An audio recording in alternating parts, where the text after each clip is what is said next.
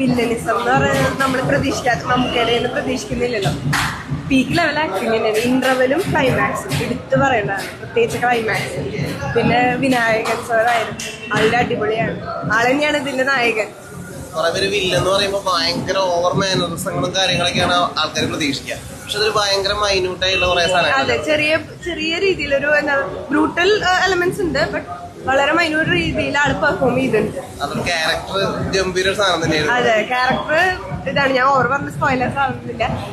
ഗംഭീര ആക്ടിങ് ആണ് ഇത്. കളങ്കാവിൽ എന്തായാലും അദ്ദേഹത്തിന്റെ മികച്ച പെർഫോമൻസ് തന്നെയാണ്. നമുക്ക് ഇതുവരെ കാണാത്തൊരു മമ്മൂക്കനെ എന്തായാലും കാണാൻ പറ്റും. നായകനോ വില്ലനോ കൈയടിയും ചോദിച്ചു കഴിഞ്ഞാൽ ശരിക്കും ആർക്കാണ്? രണ്ടുപേരും തുല്യമായി നിൽക്കുന്ന പറയും.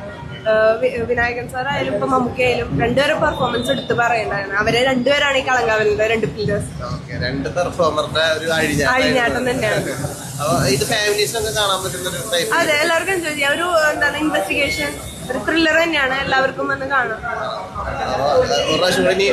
അതെ, വരവുണ്ട്. Thank you.